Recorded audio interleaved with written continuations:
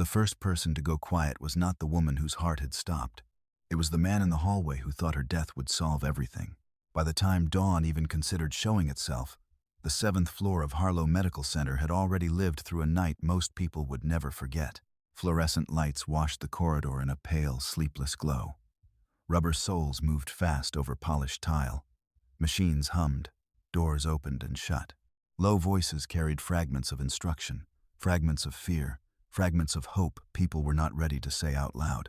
And in room 7, a young woman named Maya Briggs was slipping toward the edge. The people fighting for her life were not guessing. They were not dramatic. They were not wasting words. They were working with the cold precision that only comes after long years of seeing how quickly a human body can turn from stable to dangerous, from dangerous to impossible.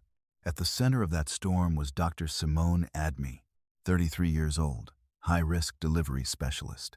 19 hours into a shift that had already demanded too much. Hair tied back too tightly. Gloves changed so many times they had become part of muscle memory. Eyes sharp in the way only exhaustion and discipline together can make them. She was the kind of doctor who did not perform confidence. She carried it quietly. She did not fill rooms with speeches. She filled them with decisions. Nurse Tasha Odom had worked enough overnight shifts to recognize the difference between a bad case and a room trying not to become a tragedy. Room 7 was the second kind. Maya had been admitted just after midnight, 27 years old, 39 weeks pregnant, severe abdominal pain, bleeding that had started as a warning and escalated into something uglier before the admitting team had even finished logging her chart. There had been concern from the beginning, but concern inside a hospital is ordinary. Hospitals run on concern. This was different. This was acceleration. This was one of those cases where every new reading seemed determined to arrive worse than the last. Placental tear, rapid blood loss, pressure dropping. The kind of sequence that made even experienced staff stop thinking in minutes and start thinking in seconds. By 12:48 a.m., the room was crowded, but controlled. By 1:15, it had become clear that control was an ambition, not a fact.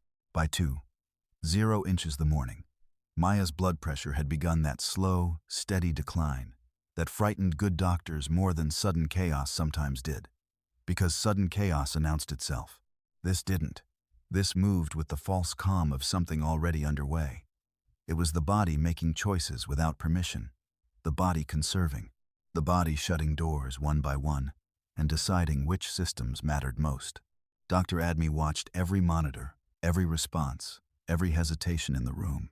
"Stay with me," she said once, leaning close enough for Maya to hear her through the pain, through the oxygen, through the confusion. Maya's lashes fluttered, her lips parted. She tried to say something, but whatever it was dissolved into breath and weakness before it could become a sentence. "You're not alone," Dr. Admi told her. It was not comfort for comfort's sake. It was a promise. Outside room 7, the hallway had its own story. 3 people had been waiting there since shortly after 1 a.m. The first was Maya's husband, Dex Briggs. If you passed him in daylight, in ordinary clothes, in an ordinary place, you might have called him handsome without thinking about it. Early 30s, broad shoulders, controlled posture, the kind of face that had learned the value of appearing composed. There was something expensive about him that had nothing to do with labels. It was in the way he stood, in the expectation that rooms should receive him properly, in the assumption that information should arrive quickly and bend to his convenience. He had come in at 1:15. He had leaned over Maya while she was still conscious, pressed his lips to her forehead, squeezed her hand once, murmured something too low for anyone else to hear. Then he had stepped out into the hallway and begun making calls. Not one call, not 2, several, enough that Nurse Tasha noticed. Enough that even on a floor where families lived on phones during long nights, it began to feel unusual. Standing beside him was a woman in a green satin top. Her name, they had been told, was Farah. She had been introduced to staff as Dex's cousin, visiting from out of town. It was the kind of explanation people offer too quickly when they believe no one will question it. Tasha did not question it out loud. She simply noticed what nurses notice. The way Farah stood too close for a cousin. The way Dex's hand drifted to the back of her waist once when he thought no one was looking. The way Farah did not show the anxious confusion of extended family suddenly thrown into emergency. She looked familiar here. Not with the hospital. With him. On his other side stood his mother, Renata Briggs. Mid-60s. Perfectly arranged, even at 3 in the morning. Cashmere cardigan. Gold earrings. Hair that had not moved despite the hour. She carried herself with the settled authority of a woman who had spent a lifetime treating resistance as a temporary inconvenience. There are people whose faces always seem to be reacting to bad manners in a room only they can judge. Renata had that face. Her daughter-in-law's emergency seemed to register less like grief and more like disruption. When staff updated her, she listened politely enough, but with an expression that suggested she had endured cancelled reservations with more visible distress. Dr. Admi had clocked all 3 of them at around 1:30 when she stepped briefly into the hall to deliver an update. She had done what doctors do, summarized risk, explained urgency, prepared them for complications, promised nothing she could not medically defend. Dex had nodded. Farah had remained silent. Renata had asked, "But the baby?" "Not Maya. The baby." Dr. Admi had answered with professional neutrality and returned to work, but she did not forget the order in which concern had arrived. Back inside, the room tightened. By 3:12 a.m., instructions were shorter. By 3:26, nobody was speaking unless they had to. By 3:41, even the seasoned staff had entered that narrow mental tunnel where the world reduces itself to compressions, blood, medication, timing, pressure, rhythm, incision, response. And then, at 3:47 a.m., Maya's heart stopped. There is a strange thing about catastrophe inside a hospital. To the people living it, it feels explosive. To the people working it, it often sounds like concentration. No one screamed. No one froze. Dr. Admi looked once at the monitor, once at Maya, and said the words that turned the room. "Start compressions." Hands moved instantly. The crash team arrived in under a minute. Equipment rolled in. Orders cut through the air clean and fast. Someone called times. Someone prepared medication. Someone adjusted oxygen. Someone swabbed blood from a surface that did not need to be clean so much as usable. And through all of it, Dr. Admi kept her voice steady, because panic in a room like that is contagious, and she refused to give anyone the first symptom. In the hallway, the 3 people waiting rose halfway from their seats when they saw movement. They did not enter. They watched. Tasha watched them watching. That is what she would remember later, not just the machines or the code or the doctor's commands, but the study in the hallway, the performance of concern, the silence between the 3 of them, the way none of them seemed confused by the idea that this night might end badly. They seemed braced for it. Yes, but not in the way devastated people brace. More in the way travelers wait for a delayed train they still expect to catch.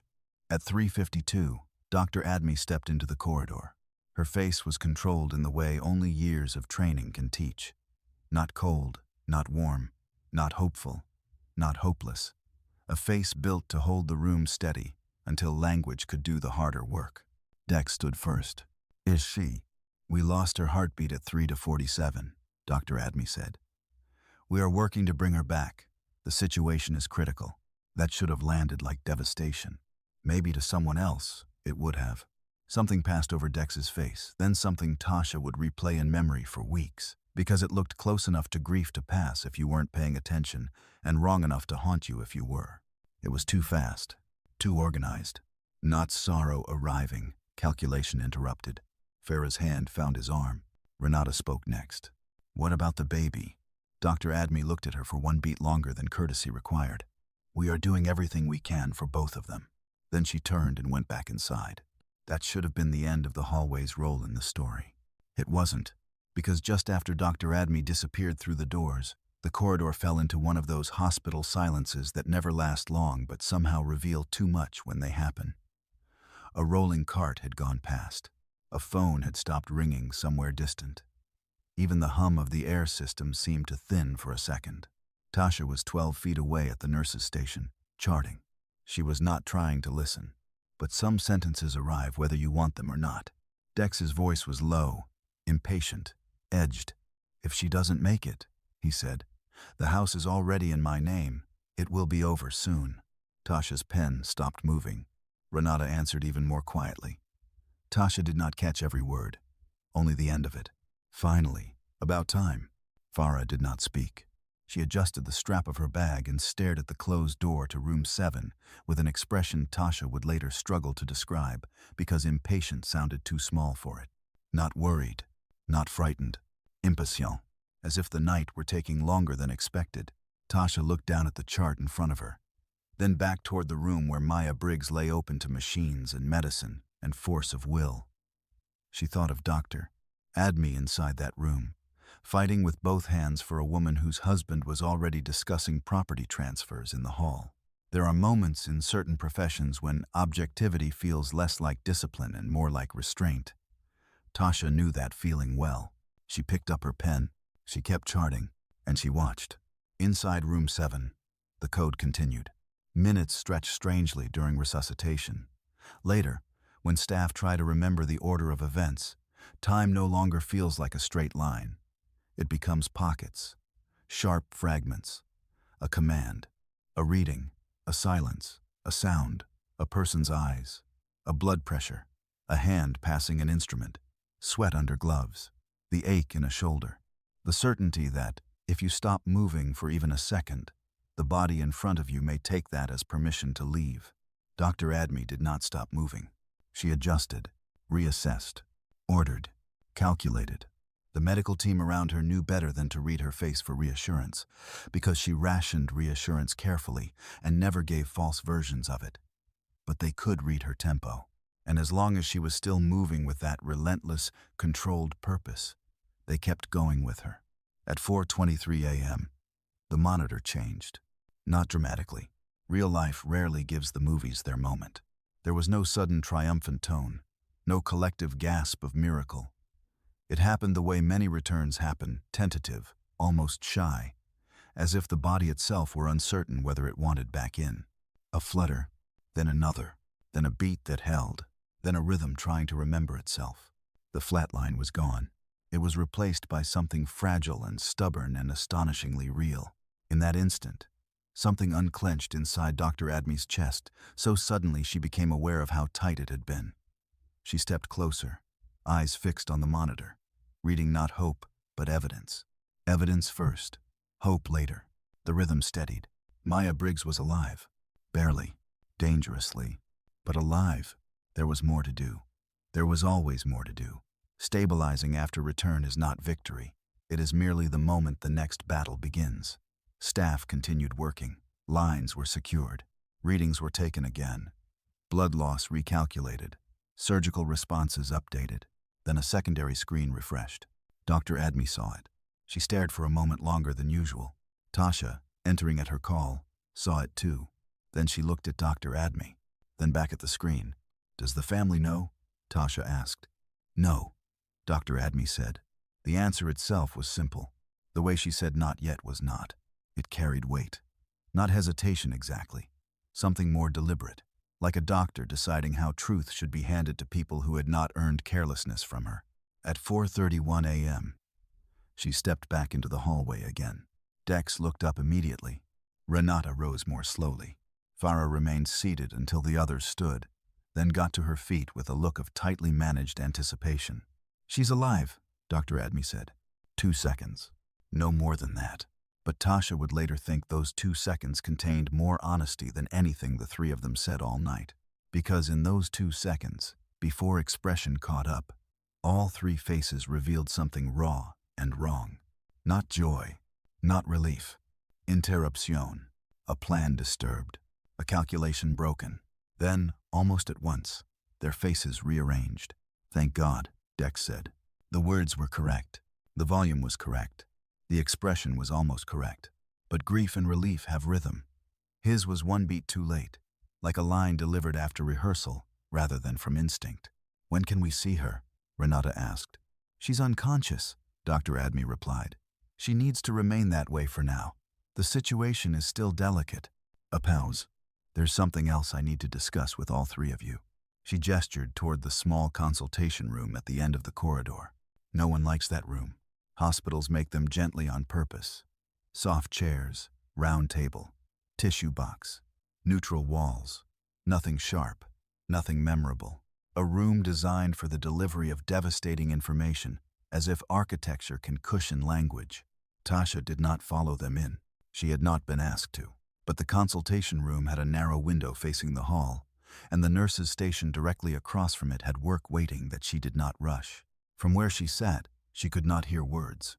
She could only watch faces, and sometimes faces are enough. Dr. Admi remained standing for the first few seconds before taking her seat. That, Tasha noticed, was not accidental. She had chosen authority before sympathy, chosen structure before comfort. Dex leaned forward almost immediately. Renata clasped her hands, though not in prayer, more in impatience.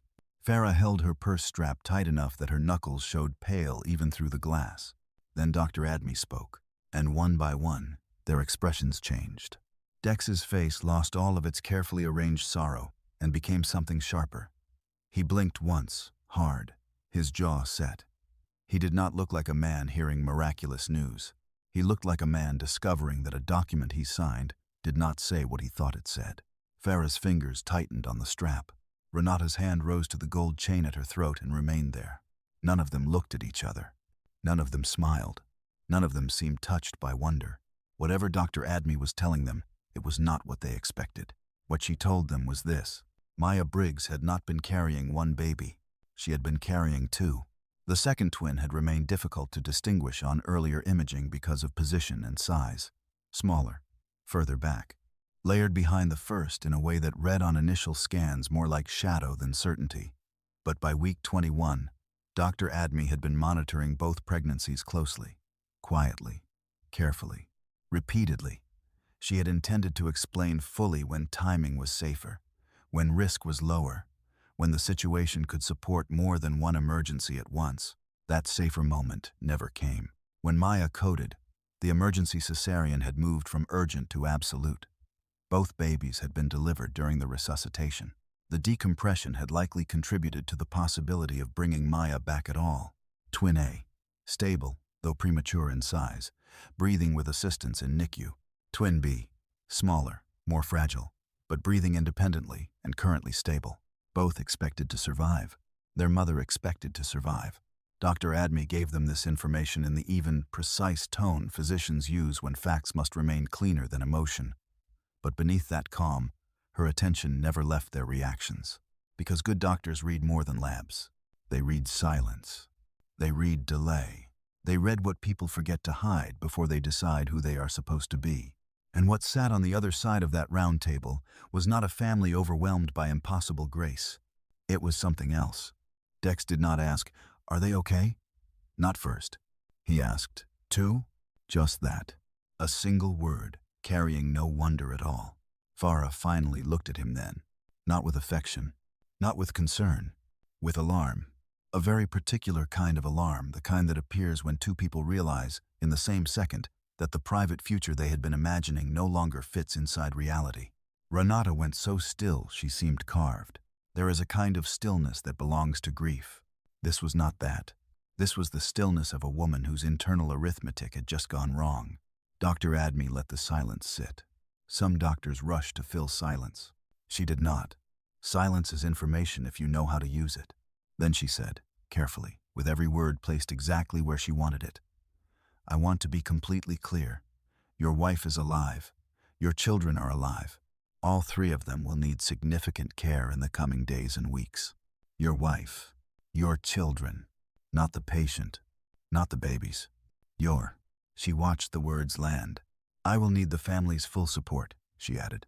She said family the same way she had said wife and children plainly, but with enough intention that anyone paying attention would hear the shape underneath it. Dex leaned back in his chair. Not relieved. Contained. Recalculating. He brought a hand to his mouth for effect, then dropped it too quickly for the gesture to carry weight. His eyes moved once toward Farah. Only once, but long enough. Renata was the first to speak. "Will they all recover fully?" It was a reasonable question on the surface. Dr. Admi answered it clinically. "There will be follow-up care. Monitoring. The twins are small and will need NICU support. Maya's recovery will take time. We are hopeful, but we will move hour by hour." Hopeful. Not certain. Not yet. Farah spoke next, and even that seemed to surprise her. When When can Maya know? When she is awake enough and strong enough to process the information safely, Dr. Admi said. Dex finally found his voice again. And when can we see her? Not now. That answer landed harder than the others. Dex's jaw tightened. I'm her husband, and she is still critical, Dr. Admi replied. No raised voice, no hostility, just a wall, clean and unmistakable. For the first time that night, Dex looked at someone and seemed to realize charm would not help him. He stood before the conversation had fully ended. A small breach of etiquette, but revealing. Men who are accustomed to being obeyed often stand when they want a meeting over, whether or not the meeting agrees with them. Dr. Admi remained seated for 1 second longer, then rose as well. The consultation was done. Dex walked out first, phone already in his hand before he reached the door. He looked down at it, slid it into his pocket, pulled it back out again. A man searching for control in an object small enough to fit in his palm. Renata came out second. Her fingers returned to the gold chain at her throat. Not absent-mindedly. She touched it the way some people touch objects after hearing bad financial news, as if confirming one possession still remains. Farah came out last. She did not speak. She did not look at the other two, and for a moment, none of them moved. The hallway stretched around them in sterile light and muffled motion. Somewhere farther down the corridor, a newborn cried from another room. A janitor's cart rattled softly past an intersection and then was gone. The world, rude as always, continued. Dex broke first. He turned, and instead of walking toward room 7, instead of asking to wait outside his wife's door, instead of asking about NICU access or next updates or whether there was anything he should sign or anyone he should call, he headed toward the elevator. Tasha watched him go without disguising it this time. Renata hesitated, then followed. Farah followed last, fast enough to suggest habit. The elevator doors opened. The three of them disappeared inside. No one asked to see Maya. No one asked to see the babies. No one remained in the hallway praying or pacing or collapsing with relief. They simply left.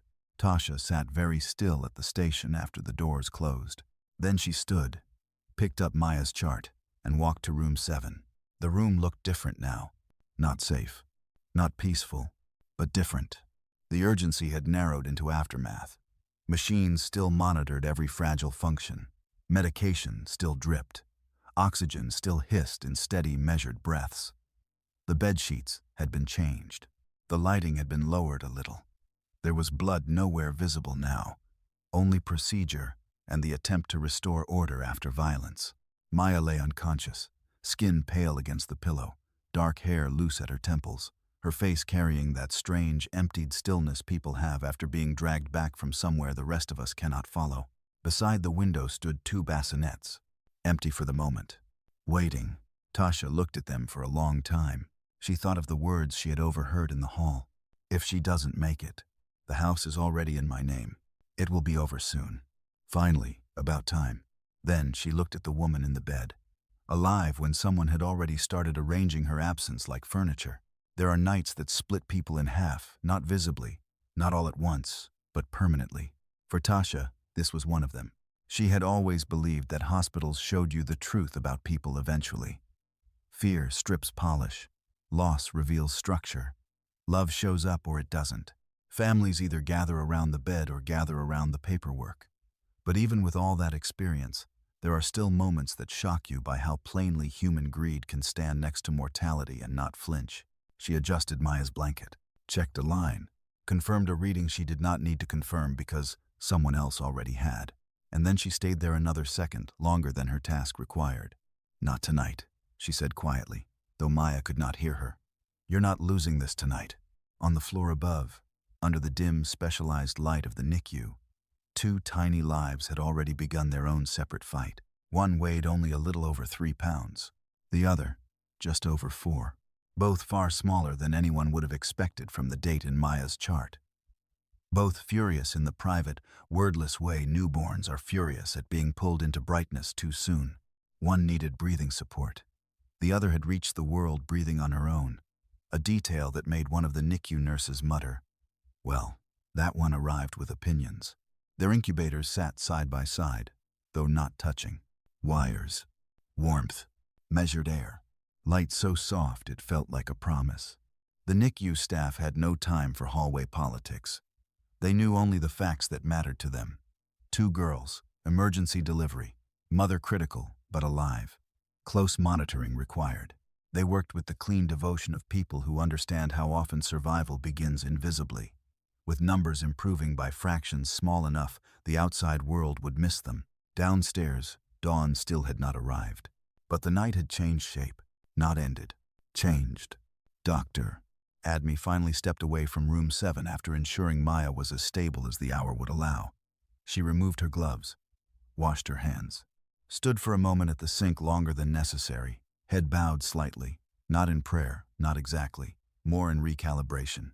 The human body asks for payment eventually, even from disciplined minds. Her shoulders were aching. Her lower back had become one continuous line of warning. Her throat was dry. Her shift should have ended long ago, but medicine, especially the worst parts of it, has never respected schedules. Tasha approached quietly. "They left," she said. Dr. Admi dried her hands. "I know. Took the elevator. Didn't ask about NICU." A pause. Then Dr. Admi looked up. And because hospitals are built as much on what is said as what is understood without saying, Tasha knew she did not have to explain further. "I heard something earlier," she said carefully. Dr. Admi's expression did not change. "From the husband?" "Yes." Another pause. In that pause was protocol, ethics, liability, documentation, boundaries. The narrow bridge medical professionals walk between witnessing ugly things and proving them. Then Dr. Admi said, "Write down exactly what you heard, exact words, exact time, no interpretation." Tasha nodded. "And Tasha?" "Yes, doctor." "Make sure her chart access is flagged. No unsupervised visitors until she's awake and approves." That was all. No dramatics. No anger. No speech about men like Dex Briggs. Just action. The kind that matters. Tasha nodded again and went back to the station. She documented carefully. Not what she thought he meant. Not what she felt. Only what had been said. The night shift carried on. A resident brought coffee and forgot to drink it. A transport orderly wheeled someone past the far corridor. A call light blinked red in another room and was answered. The hospital kept doing what hospitals do, holding multiple worlds at once. Birth in one wing. Loss in another. Reunion in one room. Silence in the next. And in the middle of all that, Maya Briggs remained suspended between what almost happened and what had been interrupted. By 5:20 a.m., the first color of morning had begun to dilute the windows at the end of the corridor. Not sunlight yet. Just that gray-blue suggestion that night has finally spent itself. The 7th floor looked even more exhausted in natural light. Tasha leaned back briefly in her chair and closed her eyes for 4 seconds. Not sleep, just a reset. When she opened them, Dr. Admi was standing at the window of the nursery observation bay, one hand in the pocket of her scrub top, the other resting lightly against the frame. From where Tasha sat, she could see the doctor watching the NICU feed on the monitor. Twin A moved first, one small arm lifting, then dropping. Twin B turned her face toward the warmth source with astonishing seriousness, as if already evaluating her circumstances. "Stubborn," Tasha said softly as she came up beside her. Dr. Admi's mouth shifted, not quite a smile. "They both are." Tasha folded her arms. "You knew? About the second baby?" "Yes." "Since when?" "Since week 21, I was confident. Before that, I suspected." Tasha let that settle. "Why keep it so close?" "Because pregnancies don't read intentions. I tell families when information becomes useful, not when it becomes dramatic. And because in her case, she stopped there." Tasha didn't press. Doctors stop sentences for reasons. Nurses learn which ones to respect. "What do you think he thought tonight?" Tasha asked after a moment. Dr. Admi kept her eyes on the monitor feed. "I think some people only know how to look at a life in terms of what it gives them. And now? And now he has a wife who survived and 2 daughters who complicate whatever story he had already written." There it was. Not gossip. Assessment. Cold enough to be accurate. The morning handoff began around 6 a.m. New staff came in, carrying fresh coffees and faces not yet touched by the shift. Night staff handed over charts, details, warnings, updates. Information moved from one set of hands to another with the solemn efficiency of a system that never truly sleeps. When Tasha briefed the incoming charge nurse on room 7, she kept to facts. Critical overnight event. Return of spontaneous circulation at 4:23. 2 neonates stable in NICU. Family dynamics require caution. Visitor restrictions pending patient consent when conscious. Nothing unprofessional. Nothing careless. Everything necessary. Dex Briggs did not return that morning. Neither did his mother. Nor Farah. No flowers arrived. No messages came through the desk asking for the best time to visit. No one called the NICU every 20 minutes the way frightened grandparents often do. By noon, their absence had become louder than their presence had been. Maya remained sedated through the day. Her body needed the silence, needed the controlled stillness, needed time to remember how to remain one thing instead of many emergencies at once. The twins held steady. That was the phrase staff used, held steady. In a hospital, held steady can be the sweetest sentence in the world. On the second night, there were small improvements. On the third morning, more. Maya's blood work began to shift in encouraging directions. Readings that had once crawled now began, ever so slightly, to cooperate. Her lungs managed better support. Her pressure stabilized enough to relax certain interventions. Nothing was easy. Nothing was promised. But the line between danger and disaster, once almost invisible, slowly widened, and somewhere inside all that medically supervised darkness, she was still coming back. Not just physically, toward knowledge, toward memory, toward the life waiting for her. On the evening of the second day, Tasha passed by the consultation room and glanced at the table inside. The tissue box was still there. A paper cup someone had forgotten sat beside it. A chair remained, slightly pushed back from where Dex had stood too soon. Ordinary objects. But rooms keep echoes. She thought of his face when he heard there were 2 babies instead of 1. Thought of Farah's grip tightening. Thought of Renata touching her necklace like a woman checking whether wealth could still be worn after bad news. Then she thought of Maya in room 7, not yet awake, not yet aware of any of it. The thing about betrayal is that it often arrives long before discovery. It grows in rooms where one person is still loving honestly and another has already begun arranging exits in their mind. By the time truth is spoken, the betrayal itself is old, practiced, furnished. Sometimes the only thing new is that someone finally survives long enough to see it clearly. On the morning of the third day, Maya moved beneath the sheets. Not much. A change in her fingers first, then in her brow, then a slow, restless turn of her head against the pillow as if some distant part of her had heard life calling her name and was deciding whether to answer. Tasha saw it before the monitors confirmed anything. She stepped closer. Maya. A small sound came from Maya's throat. Not a word. Not yet. Just proof. Tasha called for Dr. Admi. By the time the doctor entered, Maya's lashes were trembling. Her breathing shifted. The unconscious face was beginning to become a conscious one again, not fully, not all at once, but enough to tell the room that the woman who had nearly died had not agreed to stay gone. Dr. Admi came to the bedside and looked down at her patient with that same calm focus she had brought to the code. But something gentler moved underneath it now. Take your time, she said quietly. There's no rush. Maya's eyes opened for less than 2 seconds. Closed again. Opened once more. Confusion arrived first. Then pain. Then that deep, animal fatigue of a body returning from too far away. She tried to speak. Dr. Admi leaned in. Don't force it. Maya swallowed. Her lips formed a shape before sound could follow it. What? You're safe, Dr. Admi said. You're in the hospital. You've been through a major emergency, but you're here. Just breathe. Maya blinked slowly. Her eyes moved around the room as if matching reality against memory and finding gaps in both. She looked weak enough to disappear. But she was there, fully there now, at least enough for fear to begin. And in the corridor outside, the day went on, unaware that in one room a woman had just crossed back into her own life. Dr. Admi pulled the chair closer to the bed, not standing, sitting, because some truths cannot be delivered from above. They require presence. They require witness. And because what came next would not just be medical, it would be the beginning of everything the hallway had hoped would never have to be faced. Maya's eyes found the doctor's face again, still confused, still fragile, still not knowing yet that upstairs, in a different wing under a wash of soft NICU light, two tiny daughters were waiting for the mother who had survived long enough to meet them, still not knowing that while her heart had stopped, other hearts had begun beating in the world, still not knowing that in the hallway outside her room, the people who should have prayed hardest for her had already begun speaking of houses, endings, and the convenience of death. But that truth was coming, slowly, carefully, irreversibly, and when it did, nothing in Maya Briggs's life would return to the shape it had been before. Because sometimes the body survives first, so the soul can wake up to what was standing beside it all along.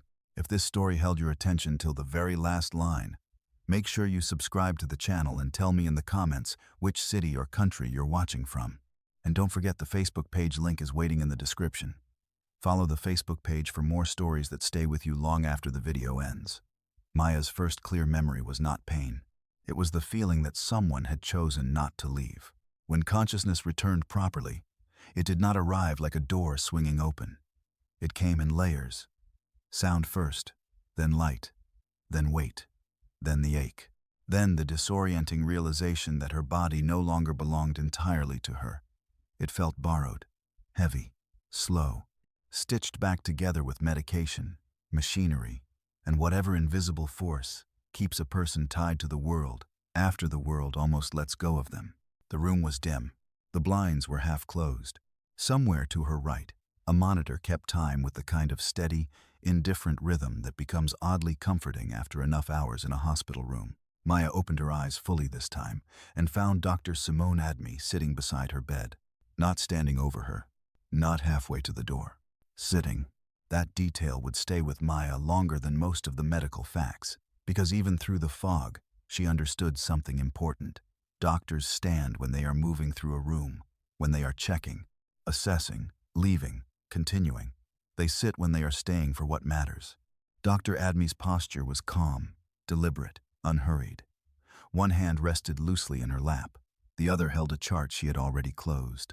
The chart was no longer the priority. Maya was. "There you are," Dr. Admi said softly. Maya tried to speak and immediately regretted it. Her throat was dry. Her chest felt bruised from the inside. Her mouth could not decide whether it belonged to thirst or weakness.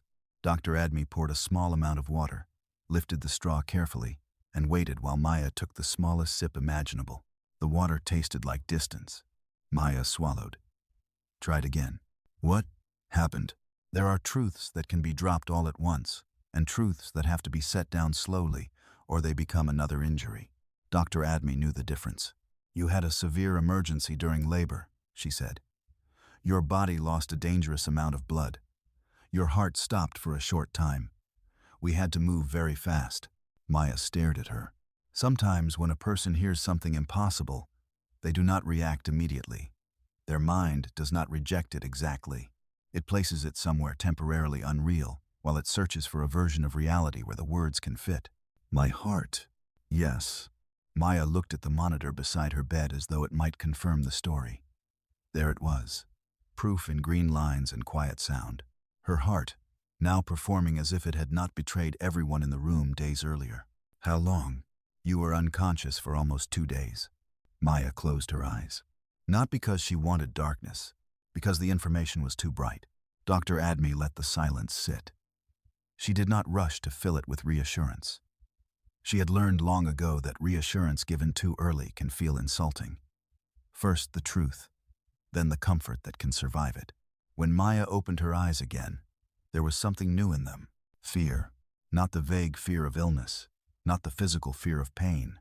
A sharper one. The baby? There it was. The first real question. The most important one. And Dr. Admi, who had prepared herself carefully for this moment, leaned slightly forward and said, "Your children are alive." For 1 second, Maya did not understand the sentence. Not because it was unclear, because her brain had only prepared room for one baby. It caught on the shape of the word and held there. "Children?" Dr. Admi nodded once. Maya's brow tightened. Confusion moved across her face, then disbelief, then a kind of searching that looked almost like panic. "No," Maya whispered.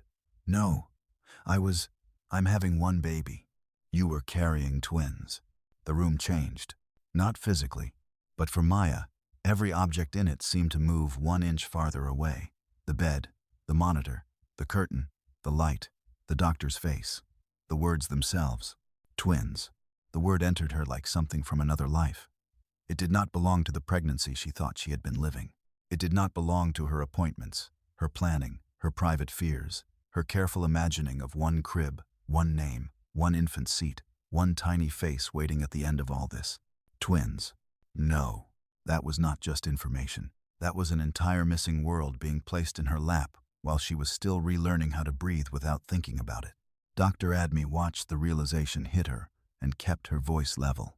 The second baby was positioned in a way that made early imaging difficult to read. I confirmed what I was seeing at week 21, and I monitored both of them closely after that.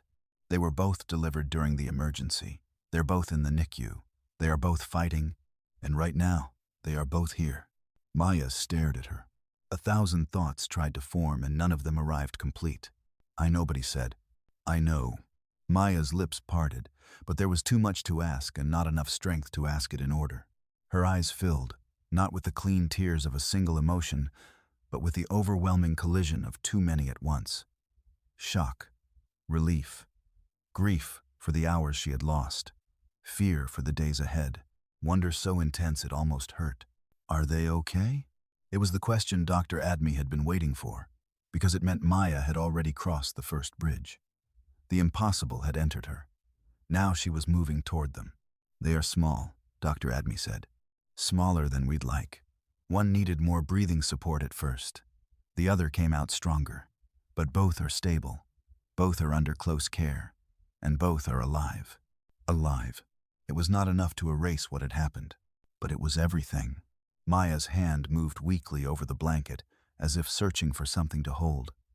Dr. Admi placed her own hand there for a moment, firm enough to anchor, gentle enough not to intrude.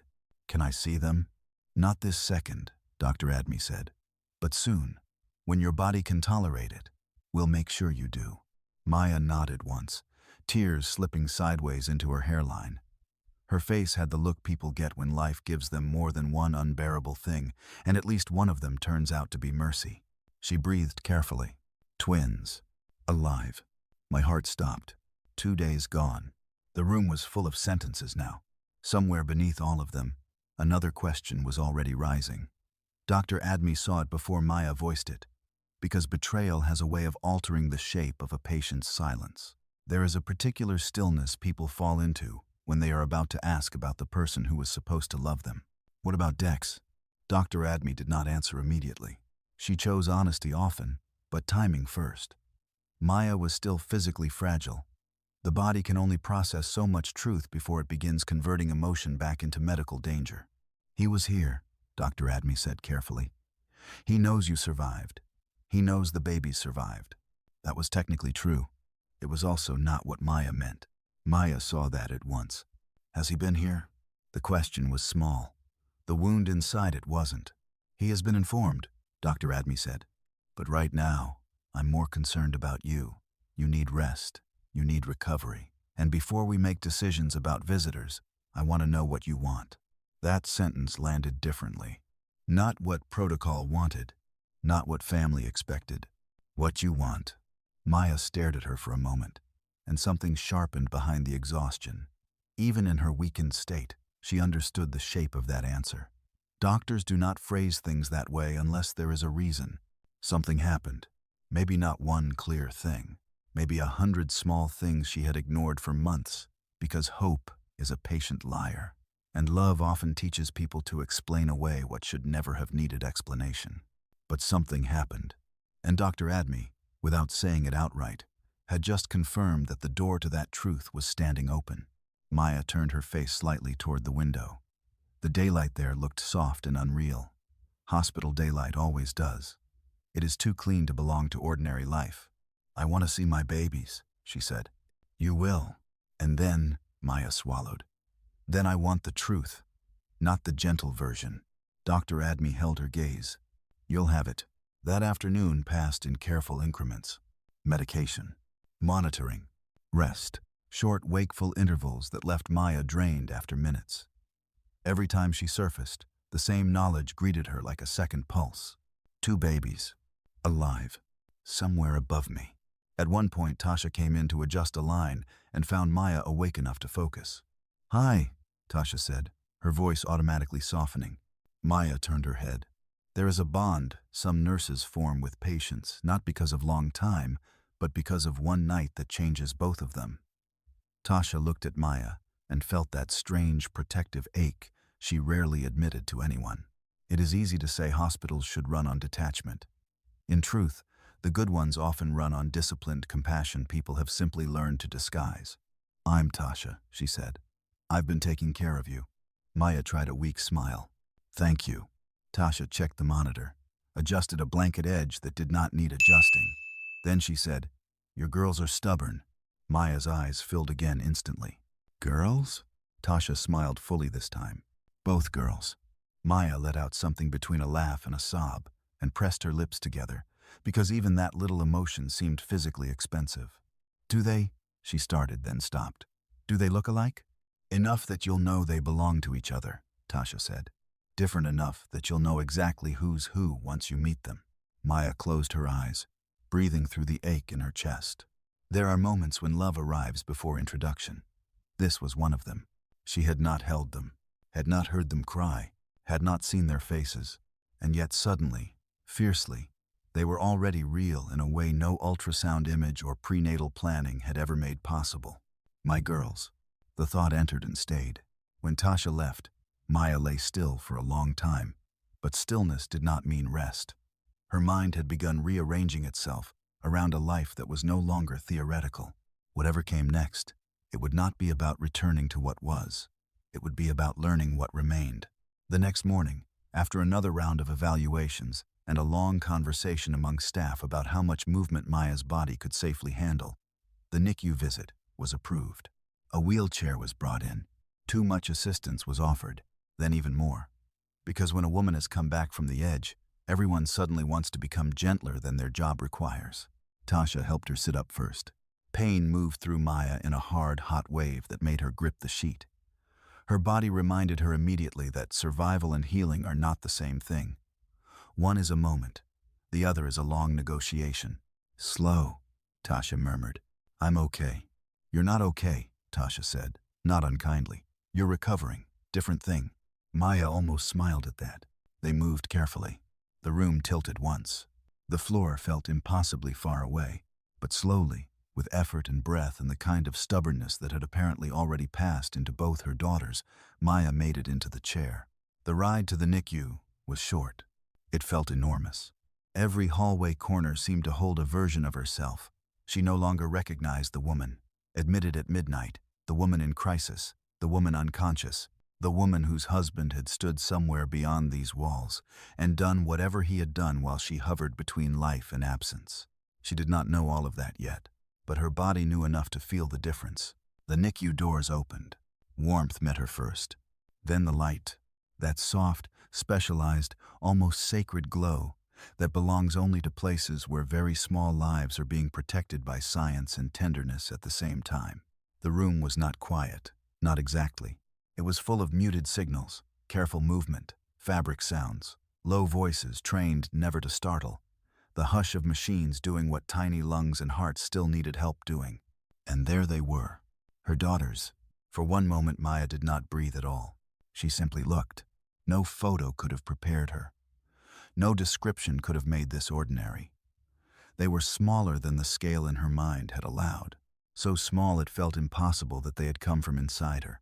Impossible that they contained full futures. Impossible that their hands could be that tiny and still belong to human beings who would one day reach for books, for shoes, for sunlight, for her. One of them slept in that deep newborn surrender that looks almost holy. The other seemed determined to remain awake long enough to inspect the world that had interrupted her. Maya's hands began shaking before anyone placed the first baby in her arms. "Support here," the nurse said gently, guiding her. And then she was holding one, then the other, then both. One in each arm. The weight of them was barely anything. The meaning of them was everything. Maya did not speak for a long time. No one rushed her. Even the nurses seemed to understand that language would only cheapen this if it arrived too soon. She looked from one face to the other. Tiny mouths, tiny noses, skin flushed with that fierce, fragile color newborns wear when the world still feels too new. One daughter opened her eyes only briefly, then settled again. The other kept staring, as if memorizing the line of Maya's face with unsettling seriousness. They were both there, Maya whispered at last. The whole time. Yes, said Dr. Admi, who had come in quietly and was now standing a respectful distance away. They were. Nobody knew. Dr. Admi's expression softened, but her answer remained precise. I knew there was a second baby. I had been watching both of them closely since week 21. Maya looked up at her. There was no accusation there, only amazement, exhaustion, and the delayed confusion of someone discovering that the map of her own body had contained a hidden country. You knew, Maya repeated. Yes, and you didn't tell me. Not yet, Dr. Admi said. Not until I had enough certainty to protect you with facts instead of frightening you with possibilities. After that, there were timing concerns, risk factors, complications I was monitoring. I intended to bring you through it safely, and then tell you everything with room for it. Maya absorbed that. Under other circumstances, maybe she would have pushed harder. Maybe she would have wanted every explanation, every scan, every missed opportunity laid out in perfect order. But holding her daughters there in the warm, filtered light of the NICU, with one sleeping and the other studying her like a new equation, anger could not quite find a place to land. All her emotional furniture was already occupied. Instead, she asked, very quietly, Did they almost? Dr. Admi answered gently, but she did not lie. Yes, all three of you did. Maya lowered her eyes to the girls in her arms. There are moments when gratitude becomes too large to feel like joy. It becomes something heavier, more reverent, almost frightening in its intensity. Because when you understand clearly what you nearly lost, love stops being soft. It becomes sharp, protective, absolute. They're here, Maya murmured. Yes, they're really here. Yes. One of the NICU nurses adjusted a monitor line and said, The little one on the left already objects to inconvenience.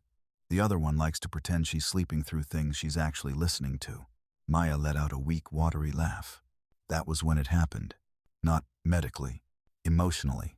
Something inside her settled. Not fully, not forever, but enough. Until that moment, survival had been abstract, a chart, a statement, a room, a monitor. Now it had faces, two of them, and both were looking back at her from inside the impossible. When they wheeled her back downstairs, Maya was quieter, not emptied, changed. The silence she carried now had direction. Later that evening, with the NICU visit still alive in her body like a second bloodstream, she asked again about Dex. This time she did not phrase it softly. What happened with my husband? Dr. Admi had expected the question to return. Questions like that do not disappear. They circle until the person is strong enough to hear what's waiting. So she told Maya what she could tell, without violating what had to remain documented, careful, and provable. She told her Dex had been present during the emergency, told her he had been informed when Maya's condition became critical, told her he had been informed again when Maya survived, told her about the consultation room, told her how the news of the twins had landed. And then she stopped. Not because there was nothing more, because the rest needed a different kind of room. Maya listened without interrupting, and the stillness that came over her then was not shock. Shock had already spent itself on the fact of waking up, on two daughters, on lost time. This was recognition, the cruel kind, the kind that does not begin in the hospital. It begins months earlier in tiny moments you dismiss because you want the marriage more than you want the truth. Late-night phone turns, sudden financial urgency, irritation disguised as stress, a mother-in-law too interested in what belongs to whom, the growing sensation that you are no longer being loved as a person, but managed as a problem. Maya stared at the blanket over her legs. Did he ask for me? Dr. Admi chose honesty. He asked when he could see you. That's not what I asked. No, it wasn't. Dr. Admi let the silence answer before she did. No, she said. Maya nodded once. The motion was almost invisible. Then, after a long pause, she said, I want a lawyer before I want my husband. The sentence came out so calm it changed the air in the room. No tears, no shaking, no dramatic vow. Just decision. Dr. Adme did not look surprised. I can help arrange that. I don't want Dex told before I speak to someone. He won't be. I don't want his mother in here. She won't come in unless you approve it. Maya looked up. Something like gratitude passed across her face, but fiercer. Gratitude mixed with the dawning realization that someone had been protecting her when she was not conscious enough to protect herself. You knew something was wrong. I knew enough to be careful. That answer meant more than if she had said yes. The lawyer arrived on the 4th day. Not flashy, not dramatic. A woman in her 40s with clear eyes, a neat folder, and the kind of professional quiet that suggests she has seen every possible version of a husband who thought timing would save him. Tasha made sure the visit happened without interruption. Dr. Adme made sure Maya had enough strength for it. And Maya, still pale, still sore, still moving like someone who had returned from somewhere difficult, made sure every sentence mattered. She asked about property, joint title, medical directives, emergency contacts, financial accounts, inheritance in the event of maternal death, guardianship.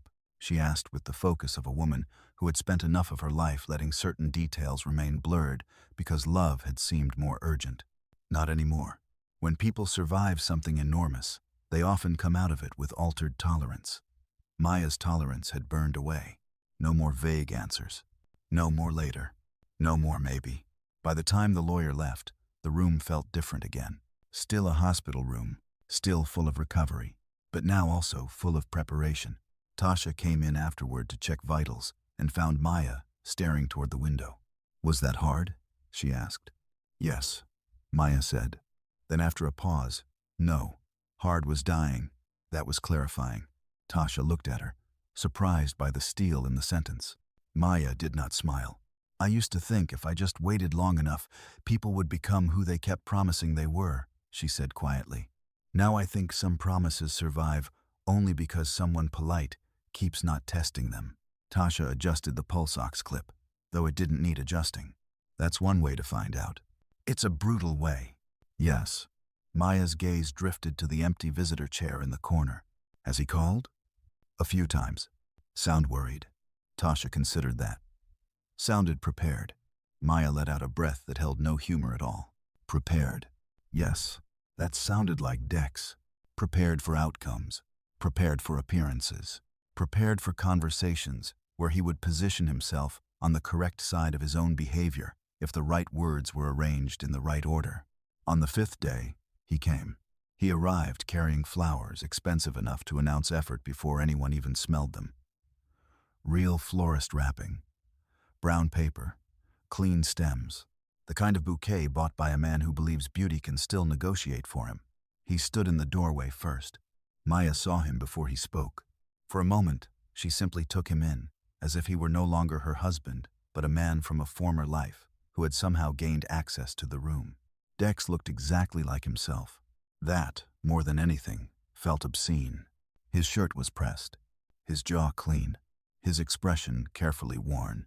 Not sleepless enough, not wrecked enough, not altered enough for a man whose wife had almost left the world. Maya, he said. He said her name with the softness of rehearsal, as though he had practiced it in the car, deciding how much pain would sound convincing without becoming melodrama.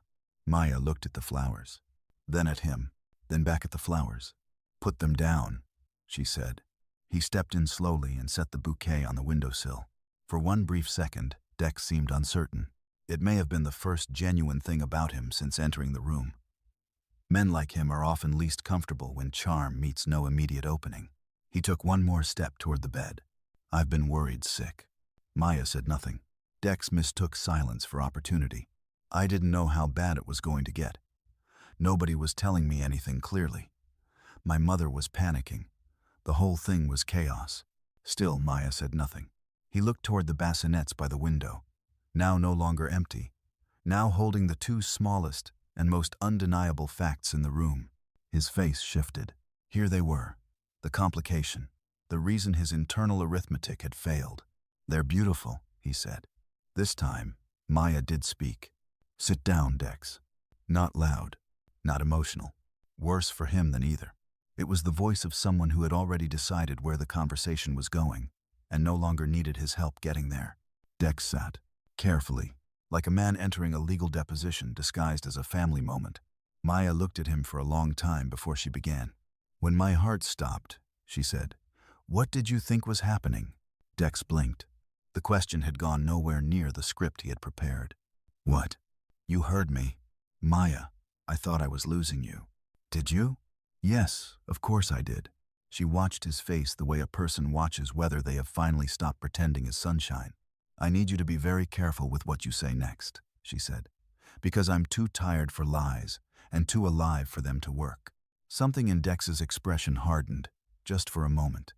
Not visibly enough for anyone less attentive than Maya would have caught it. But she caught it. The impatience beneath the performance. The irritation of a man forced to abandon charm and reach for strategy. "I don't know what you think you've heard. There were conversations in that hallway. I was terrified. You were discussing property." His eyes changed. "Only slightly. Enough. Who told you that?" The wrong question. Always the wrong question. Not, "That isn't true." Not, "Maya, listen to me." Who told you that? Maya felt something inside herself go completely still. There it was. Not proof for court, perhaps, but proof enough for the soul. "I almost died," she said. "And the first thing you want to know is where the truth came from." Dex leaned forward. "Because this is insane. You're on medication. You've been through trauma. People mishear things." Maya looked toward her daughters. One was asleep. The other had opened her eyes and was staring vaguely toward the light, unaware that in the same room, her mother was watching a marriage finish revealing itself. "No," Maya said quietly. "People mishear accidents. They don't mishear motives." Dex ran a hand over his face, but the gesture held more frustration than grief. "You have no idea what this has been like for me." Something almost like pity moved through Maya then, brief and gone. He still thought the conversation was negotiable. Still thought there existed some path through language where this became difficult timing instead of moral failure. "You're right," Maya said. "I don't know what this has been like for you, but I know what death looked like from my side of it, and strangely enough, it made me less interested in your experience." "Maya." "No." The words stopped him so cleanly, even he seemed startled. No shouting. No tears. Just no. She had likely never said it to him like that before. Men who grow bold inside marriages often do so because they have been fed years of soft refusals, delayed consequences, and hope disguised as patience. The first clean no can sound like a foreign language to them. Maya continued. "I know enough. Maybe not every detail yet, but enough. I know I want legal changes made. I know I don't want you making decisions for me. I know I don't want your mother near my daughters. And I know you do not get to walk in here with flowers and pretend the timing of my survival inconvenienced your plans." Dex went pale, then flushed, then recovered, or tried to. "You think I wanted something to happen to you?" Maya held his gaze. For a long moment neither of them moved. Then she said, "I think when you believed something might happen to me, your mind went somewhere love does not go." That sentence landed harder than any accusation could have, because it was precise, because it did not need embellishment, because both of them knew it was true. Dex stood too quickly, then seemed to remember the room and slowed himself half a beat too late. "This is unbelievable." "No," Maya said. "It's finally believable. That's the problem." He looked at the babies again, perhaps hoping innocence would alter the scene, perhaps hoping fatherhood itself might be persuasive if he stood near it long enough. It wasn't. The girls remained exactly what they were, alive, unimpressed by adult theater. "I made mistakes," Dex said. There it was. The first half-shaped apology. No specifics. No names. No moral clarity. Just mistakes. The favorite word of people who want forgiveness without inventory. "What kind?" Maya asked. He hesitated. Another wrong beat. Another revealing silence. Maya almost nodded to herself. "Exactly. You can't name it because naming it would make it real even to you." Some of what followed were apologies, though they varied wildly in quality. Some were explanations she had never requested. Some were defensive fragments dressed in softer fabric. Some tried to turn neglect into pressure, betrayal into confusion, greed into stress, emotional cowardice into bad timing. Maya let him finish more than once, not out of mercy, but because she had learned something very important while lying near death. People often reveal themselves most clearly when you stop interrupting them. When he was finally done, the room was quieter than before. Not healed, just emptied of illusion. "I didn't ask for explanations," she said. Dex looked at her as if still searching for the version of his wife that used to bend around his discomfort. He could not find her. That woman had not survived. In her place sat someone weaker in body, stronger everywhere else. Someone who had seen her daughters before she had seen her husband's remorse, and would never mistake the order of importance again. "Please leave," Maya said. He did not move. Then Tasha appeared at the door as if summoned by the atmosphere itself. That was the useful thing about good nurses. They rarely needed to be called loudly. They recognized pressure before it made a sound. "Visiting time's up," she said evenly. Dex looked from Maya to Tasha and seemed, for one brief second, to consider arguing. Then he saw Maya's face. Not angry, not pleading. Done. So he left. The flowers remained. Maya looked at them for a long time after the door closed. Beautiful things can become ugly very quickly when motive changes the light around them. Finally, she said, "Can you move those?" Tasha did, to the far edge of the windowsill, out of Maya's direct line of sight. After a while, Maya turned her head toward the bassinets. The girls were sleeping, one with both fists curled close to her face, the other with one hand open, as if even in sleep she had already chosen not to arrive clenched. Maya watched them breathing, that tiny, miraculous rise and fall, the simplest motion in the world, the most expensive one she had ever witnessed. "What are their names?" Tasha asked gently after a while. Maya kept looking at them. "I haven't said them out loud yet." "That means you have them." "Yes."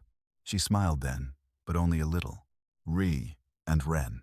Tasha repeated the names softly, as nurses do when testing a hope to see if it fits. "Ree and Ren. My grandmother's middle names," Maya said. "I always loved them. Didn't know why I was saving both." Tasha glanced at the girls. "Looks like you did." Maya reached weakly toward the nearest bassinet. Ree slept through it.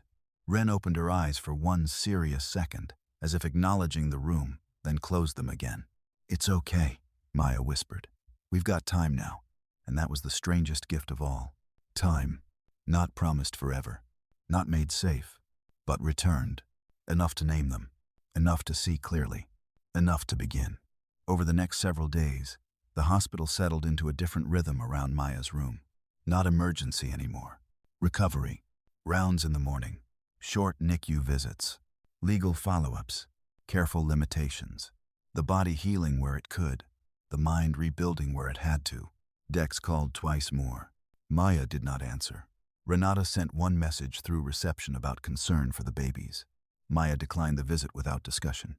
Farah did not appear at all. That absence told its own story. Dr. Admi continued stopping by every day. Sometimes for only a few minutes. Sometimes long enough to sit. Never with false warmth. Never with excessive familiarity. But with a steadiness Maya had come to rely on almost before she admitted it. One afternoon, when the girls were both finally asleep at the same time and the room held that rare, suspended peace hospitals sometimes produce like an accident, Dr. Admi sat in the chair beside the bed again. Maya watched the light move across Ree's blanket. Then she said, "You stayed."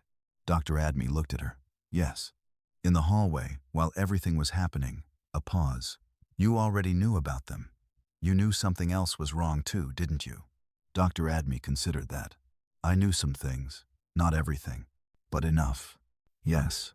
Maya turned her gaze toward Ren, who was awake and examining the slant of afternoon sunlight with the solemn concentration of a child who had only just arrived and was already auditing reality.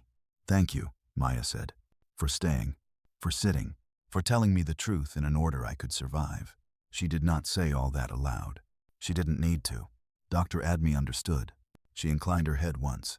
Then she looked at the girls. So small, so determined, so absolutely present in a world that had nearly organized itself without them. "They're going to be something," Dr. Admi said. Maya's expression softened.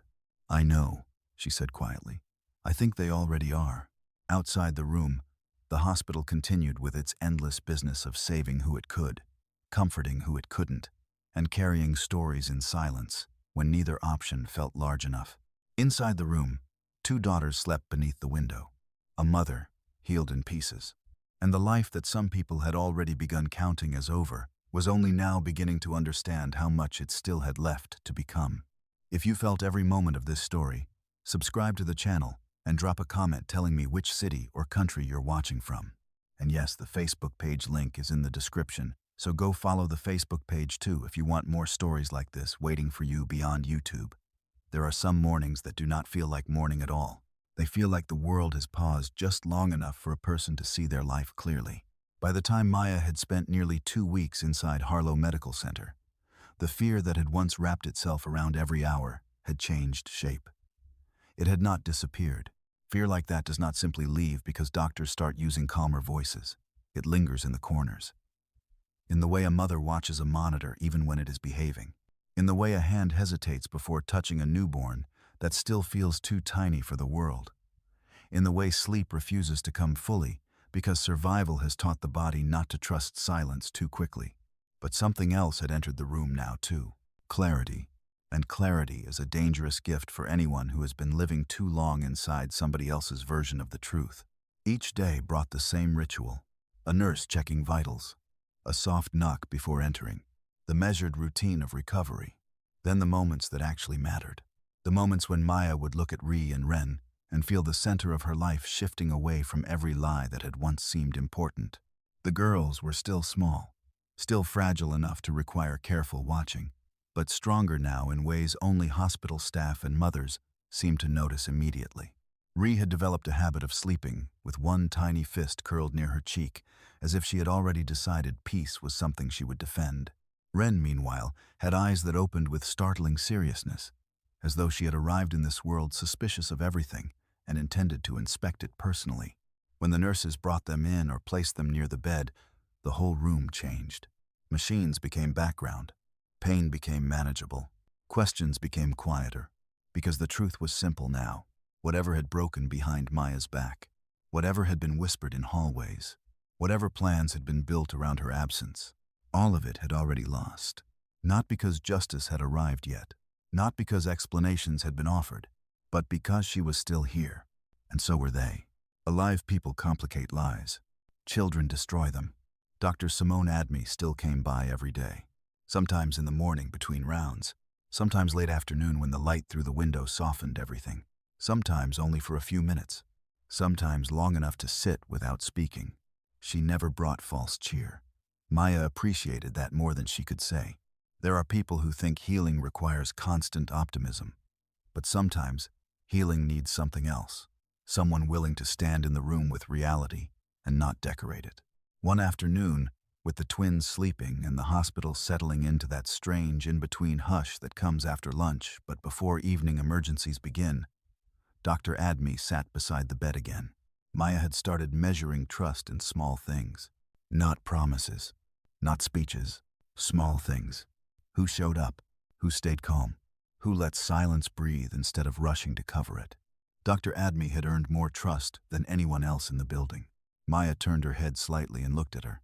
Did you ever think I wasn't going to make it? It was not a dramatic question, just a direct one. Dr. Adme did not answer right away. She folded her hands once, then unfolded them. Yes, she said. Maya absorbed that without flinching. That was another change. Before all this, she might have wanted comfort more than honesty.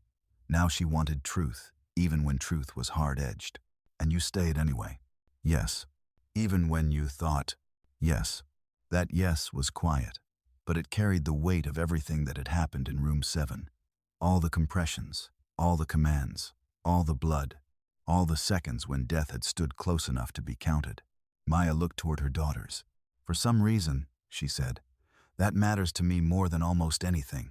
It should, Dr. Adme replied. Maya smiled faintly. No one ever tells you that one day your whole life might come down to who stayed. Dr. Adme looked at the sleeping girls, then back at Maya. Most people don't want to hear that until after they've learned it. Maya let that settle.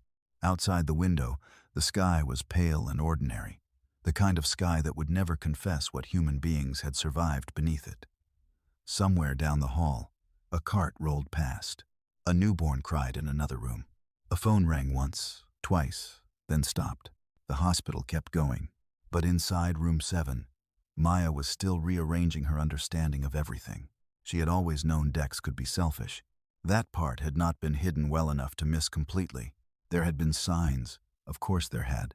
There always are. The way conversations about money seemed to matter more to him than conversations about peace. The way he could make concern sound like inconvenience if he was tired enough. The way his mother's opinions arrived, not as suggestions, but as weather systems the whole marriage was somehow expected to adjust around. The way Maya had spent months, maybe years, making private excuses for things that should have been confronted in daylight. Stress, pressure, work, timing, misunderstanding. Families are complicated. Marriage is hard. He didn't mean it like that. He'll change once things settle down. But the most dangerous lies are not always the ones other people tell us. Sometimes the most dangerous lies are the ones we polish ourselves, just enough to keep staying where we shouldn't. Now there were no more soft corners left. No more place to hide him inside explanation. No more version of Dex Briggs that could be preserved through generosity. He had shown himself in a hallway when he thought Maya's story was ending. That was the truest version of him. And once a person sees that truth, really sees it, something irreversible happens. They stop negotiating with illusion. That evening, after another NICU visit and a longer stretch of rest than she had managed the day before, Maya asked Tasha to close the door. Tasha did. Then she came back to the bedside and waited. Maya had learned that Tasha never pushed words out of people. She created room for them. "I keep replaying it," Maya said quietly. "What part?" "The part where I didn't hear it, but I somehow already know it." Tasha did not pretend not to understand. "Some things," she said, "you know before they're spoken out loud." Maya stared at the blanket over her legs. "I don't even think what hurts most is that he could want me gone." Tasha remained still. "I think what hurts most is realizing some part of me already knew he wasn't really with me. I just kept hoping I was wrong. That is the sentence beneath many heartbreaks. Not just he lied. I knew something was wrong, and I stayed long enough to doubt myself for noticing." Tasha drew a breath and let it out slowly. "Hope can be expensive," she said. Maya gave a humorless smile. "Yes, but it's not stupidity." Maya looked up. "It feels like it." "No," Tasha said. "Stupidity is when a person gets shown the truth and still keeps calling it love. That's not what you're doing now." That landed deeply enough that Maya went quiet again. There was comfort in the sentence, but also challenge, because now she had to live up to it. Now she had to act like a woman who had seen clearly. That meant papers, boundaries, conversations she would rather never have again. It meant protecting Ree and Ren from people who could smile while calculating. It meant building something new while still stitched together from what had nearly destroyed her.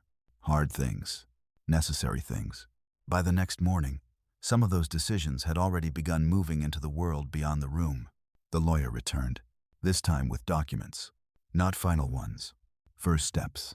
Medical authorization changes. Emergency contact revisions. Preliminary notes around property review and protective filings. Maya signed what she could, asked questions when she needed to, paused only when pain or exhaustion forced her to. What had happened to her physically had left her weak.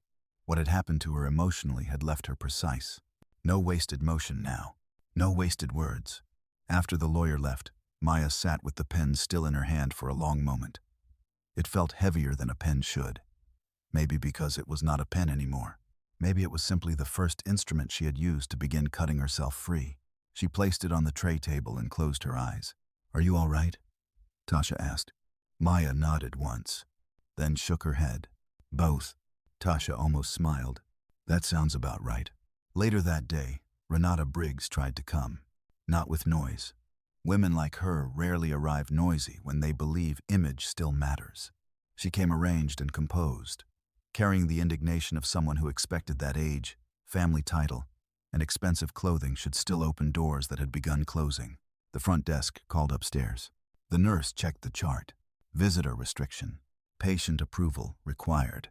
The answer came back simple. No. Renata did not leave immediately. She requested reconsideration. She explained she was the grandmother.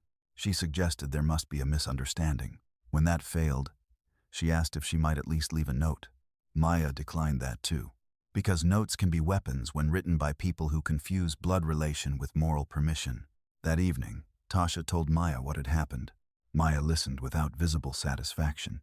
This wasn't revenge. That is what many people misunderstand about boundaries after betrayal.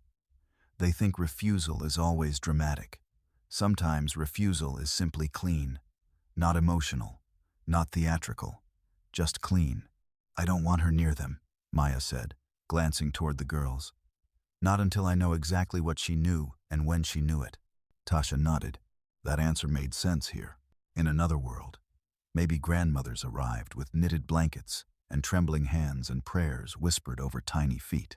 In this world, one had stood in a hallway while Maya's heart had stopped and spoken like inheritance mattered more than survival. No, not until truth had names and dates.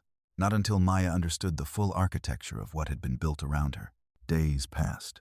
The hospital stay that had begun in chaos entered its final stretch. 12 days in total. 12 days between almost gone and ready to leave. 12 days in which one woman woke up not just from a medical crisis, but from a life she could no longer return to unchanged. The girls grew stronger. Not all at once. Not dramatically. In grams. In better readings. In steadier breathing. In slightly longer stretches of calm. In the small victories hospitals celebrate quietly because they have seen too much to waste miracles on shouting. Ree began feeding more efficiently. Ren continued to stare at lights and faces with that same alert, almost suspicious curiosity that made every nurse laugh softly. They don't miss much, these two, one of the NICU nurses said. They'll need that, Maya answered. She didn't say why. She didn't have to. By the 10th day, Maya was walking short distances with support. By the 11th, less support. By the 12th, discharge planning had become real enough to discuss in full sentences. Where would she go? Not back to Dex. That answer had become clear long before anyone officially asked it. A friend from before marriage had offered a place to stay temporarily. Safe, quiet, away from shared routines and shared property, and the suffocating possibility of pretending. The lawyer approved the plan. Dr. Admi approved the practical side. Tasha approved with the kind of fierce satisfaction nurses conceal badly when they believe a patient is finally choosing herself. On Maya's last full afternoon in the hospital, the room held an unusual stillness. No lawyer, no calls, no attempted visitors, just soft light, 2 bassinets, and the strange ache of endings that are also beginnings. Dr. Admi came by near sunset. She stood in the doorway first, chart in hand, then stepped inside and closed the door halfway behind her. How are we doing? She asked. Maya looked from Ree to Ren, then back to the doctor. Terrified, she said honestly, and ready. Dr. Admi nodded as if those were the only 2 acceptable emotions. They usually arrive together. Maya smiled. For a second, neither of them spoke. Then Maya said, I keep thinking about that first moment. When I woke up, you were sitting there. Dr. Admi set the chart down. Yes, I know this probably sounds strange, but I think that was when I first understood I wasn't alone anymore. There are compliments doctors hear that flatter skill. Then there are rare ones that reach the person underneath the training. This was the second kind. Dr. Admi's expression softened. It doesn't sound strange. Maya swallowed. Before all this, I thought love was mostly about who said they were there. Now I think it's about who actually is. Yes, Dr. Admi said. That's closer. Maya laughed softly under her breath. Closer. That sounds like a doctor's version of wisdom. It is. They both smiled then, briefly. The kind of brief smile 2 exhausted women share when the worst has happened and somehow still failed to win. After a moment, Maya grew serious again. Can I ask you something? Of course. When you told them about the twins, did you know? Dr. Admi understood immediately what Maya meant. Not, did you know medically? Did you know what it revealed? She considered her answer carefully. I knew the room changed, she said, and I trusted what I saw. Maya looked at her daughters. That was the moment, wasn't it? I think it was one of them, Dr. Admi replied. Yes, one of them, because betrayal rarely becomes visible in a single instant. It gathers through moments, each one confirming what the other suggested. The hallway, the silence, the reaction, the flowers, the explanations she had not asked for. The question, who told you? Instead of, what did you hear? Yes, one of them. Maya rested her hand lightly on the nearest blanket. I don't know what my life is going to look like now. No one ever does, Doctor, Admi said. But now at least it will be built on what's true. That sentence stayed in the room long after it was spoken. Built on what's true, not what's convenient, not what's polished, not what's socially easier to continue. What's true. And truth, Maya had learned, can hurt like surgery at first, but it also heals cleaner. The next morning came gently. Discharge days often do, even when the days before them did not. Papers were reviewed, instructions explained, medication schedules repeated twice, then once more because overwhelmed minds always need one extra repetition. Follow-up appointments were booked. Pediatric checklists were handed over. Warnings were given. Emergency numbers were circled. The practical language of what comes next filled the room. Maya dressed slowly. It felt strange wearing her own clothes again, as if they belonged to someone from before. The woman in the mirror near the sink looked thinner, paler, her eyes older somehow. But there was something else there too, something new and impossible to miss once seen. She looked like someone who had come back with less fear and far less patience for lies. Ree was bundled. Ren was bundled. The carriers were set. The room began losing the shape of a hospital stay and taking on the shape of departure. Tasha came in last, not because she had to, because goodbye mattered. She checked one thing, then another, though most of it had already been checked. Nurses have many ways of buying a few extra moments when they do not want to leave a room just yet. Maya noticed. So this is it, she said. Tasha glanced toward the girls. This is the part where you leave, and I pretend I'm not emotionally invested. Maya smiled, and this time it reached her eyes fully. You're not pretending very well. No, Tasha admitted. A quiet settled between them. Then Maya said, I don't know if I'll ever be able to explain what it meant that you paid attention. Not just medically, the rest of it too. Tasha looked down once, then back up.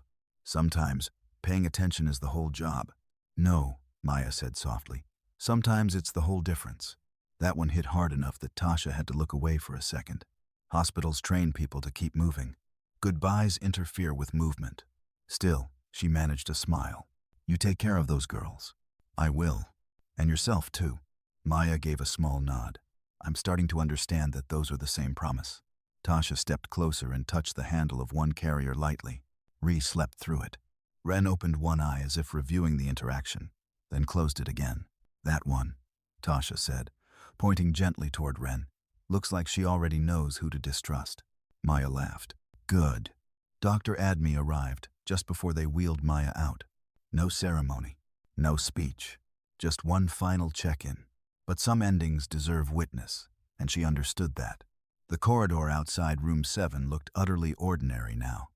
If a stranger walked past, they would have seen only a woman being discharged with 2 small babies and a medical team doing what medical teams do. They would not have seen the invisible history in that hallway. They would not have known what had been whispered there. Would not have known who had waited for the wrong outcome. Would not have known that the same corridor that once held property calculations and cold impatience was now watching a mother leave alive with both her daughters. But that is how justice often looks at first. Not loud, not cinematic, not announced. Just the simple failure of evil to get what it expected. Maya's chair rolled slowly forward. She passed the nurse's station where Tasha had once set down her pen after overhearing a sentence no husband should ever say. Past the consultation room where faces had betrayed more than words. Past the elevator where Dex, Renata, and Farah had disappeared when survival became inconvenient. Now Maya moved past all of it with Ree and Ren beside her. Not healed completely, not untouched, but not theirs anymore. At the elevator, she looked back once. Dr. Admi stood a few feet away. Tasha beside her. 2 women who had done their jobs, yes, but more than that. 2 women who had stayed human inside other people's worst night. Maya met their eyes. No long goodbye was needed. Some gratitude is too large for performance. The elevator doors opened. The carriers rolled in. The doors closed.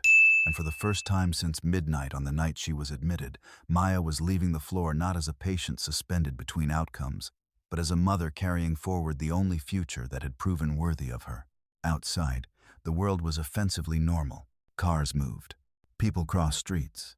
Clouds drifted like nothing monumental had happened beneath them. That is one of the strangest truths about survival. You expect the world to look different after you nearly leave it. Usually it doesn't. The difference is inside you. During the drive to her friend's house, both girls slept most of the way. Maya watched them again and again, as if each glance might confirm this was not some morphine-soft dream. Their mouths twitched in sleep. Their breathing remained tiny and steady. Every few minutes she touched one small blanket edge or adjusted a cap that did not need adjusting. Alive. Still alive. With her, the house she was going to was not the house Dex had planned around. It was smaller, simpler, temporary, but peace has never depended on square footage.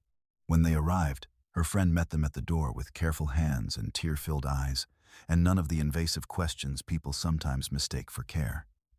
There was a room prepared, a crib, a bassinet, a chair by the window, fresh sheets, meals in the kitchen, silence where silence was needed. That first night away from the hospital, Maya did not sleep much, partly because newborns make sleep theoretical, partly because trauma has its own schedule, and partly because safety, when first returned, can feel unfamiliar. She fed Ree, changed Ren, sat between them in the dark, listened to the house breathe around them, and somewhere after midnight, with one daughter finally asleep against her shoulder and the other dreaming in the bassinet nearby, Maya understood something with total clarity. She had thought she was building a life before. She hadn't been. She had been decorating a trap. Now, in exhaustion, pain, uncertainty, and the enormous unfinished work of starting over, she was finally building something real. Days turned into weeks. Legal steps continued. Dex tried apologies, then explanations, then wounded indignation when neither worked. Maya answered only through proper channels when necessary.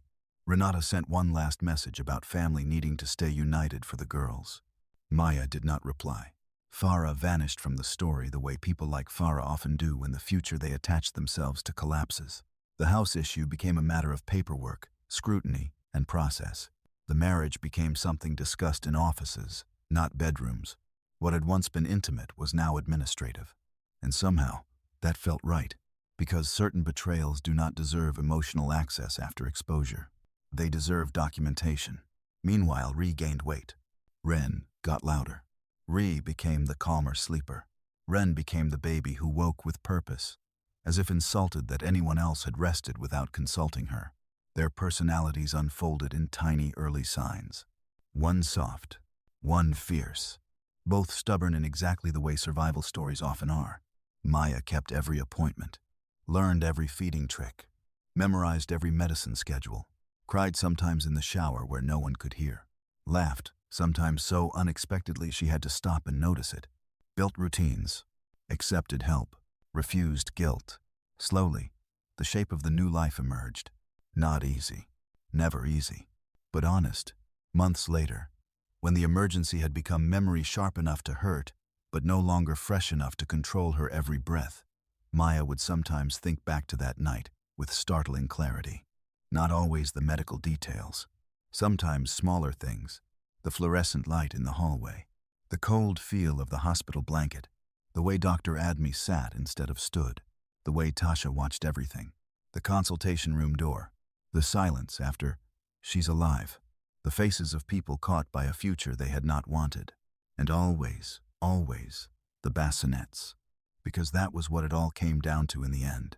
People had thought they were empty. People had acted like the story was already over. People had positioned themselves around absence before life had finished speaking. But the bassinets weren't empty. They never were. That truth became, in Maya's mind, larger than the room itself, larger than the hospital, larger than the betrayal, because it said something she would carry for the rest of her life. What looks like an ending to people who have already stopped loving you may be the exact place where your real life is waiting to begin. One late afternoon, long after discharge, Maya sat by a window with Ree asleep across her lap and Ren awake in a blanket beside her, staring at dust moving through sunlight as though she intended to solve it. The room was quiet. Not the wrong kind of quiet. Not the hallway kind. Not the silence of calculation. A different kind. the kind built from safety, from feeding schedules, from small breaths, from legal papers signed and doors finally closed, from 2 daughters alive enough to make every room they entered feel claimed.